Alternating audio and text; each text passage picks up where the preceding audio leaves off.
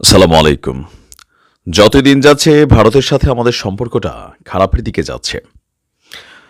সর্বশেষ গতকালকে নরেন্দ্র মোদীর সেই টুইটকে কেন্দ্র করে আমাদের সরকারের পক্ষ থেকে আজকে এটা রাষ্ট্রীয়ভাবে একটা প্রতিবাদ জানানোর ঘোষণা এসেছে। এটা রাষ্ট্রীয়ভাবেই ঘোষণা দেওয়াটা জরুরি, কারণ এই মুহূর্তে সরকারে আছেন ডক্টর মোহাম্মদ ইউনূস। আমরা আশা করি যে তিনি কড়া ভাষায় এটার তীব্র নিন্দা জ্ঞাপন করবেন। কিন্তু এই তীব্র নিন্দা জ্ঞাপনের পর সীমান্তে আসলে কি ঘটতে যাচ্ছে? ৫৩ বছরের ইতিহাসকে ভঙ্গ করে সীমান্তে ব্যাপক পরিমাণ নজরদারি সেনা মোতায়েনের পাশাপাশি বাংলাদেশ থেকে ভারতের সীমানায় যেন কোনো ড্রোন প্রবেশ করতে না পারে অথবা কোনো নজরদারি চালাতে না পারে, সেজন্য আপনার সীমান্তে তারা অ্যান্টি ড্রোন ইউনিটও মোতায়েন করেছে। এরপর আজকে যেই ঘটনা আমরা দেখছি, এই ঘটনা দেখে মনে হচ্ছে যে একটা বড় ধরনের যুদ্ধের প্রস্তুতি নিচ্ছে ভারত। কেমন যুদ্ধ? যে বাংলাদেশের সাথে তাদের যে সম্পর্কটা আছে, সেই সম্পর্কটা ওয়ান কাইন্ড অফ, আমার কাছে মনে হচ্ছে যে একটা হার্ড ওয়েতে নেওয়ারই একটা পরিকল্পনা বা সামহাও কোনো কিছু হয়তো এই বিজেপি সরকারের মাথায় ঘুরছে। ভারত বাংলাদেশের সাথে আপনারা জানেন যে বিশাল একটা অংশ আছে আমাদের সীমানা, বর্ডার। তো এই বর্ডারটার সবগুলো জায়গা, যতটুকু বর্ডার আমাদের ভারতের সাথে আছে, সম্পূর্ণ জায়গায় কিন্তু সিকিউর না।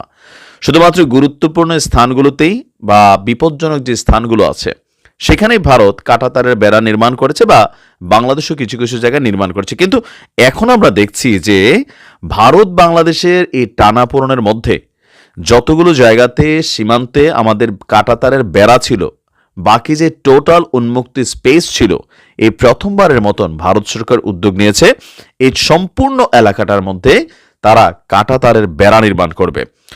সম্প্রতি বাংলাদেশ থেকে এই অস্থিতিশীল পরিবেশে ভারতে অনুপ্রবেশ করে যে কোনো ধরনের অস্থিতিশীল ঘটনা ঘটানোর আশঙ্কা করছে ভারত।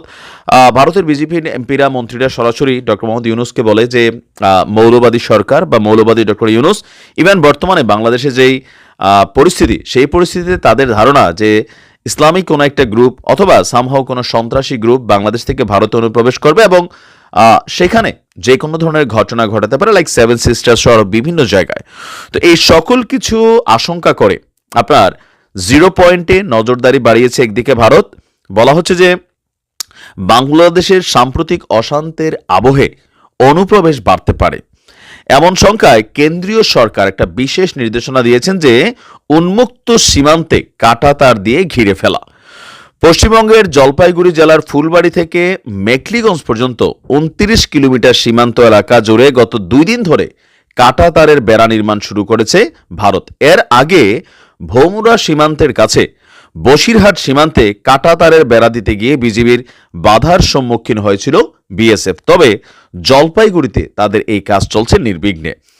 জলপাইগুড়ির সংসদ সদস্যরা বলছেন যে কাঁটাতারের বেড়াবিহীন এলাকার মধ্যে কিছু অংশে নদী রয়েছে, সেই জায়গা বাদ দিয়ে বাকি এলাকায় আপনার বেড়া দেওয়ার বিষয়টি নিয়ে আমরা কাজ করছি।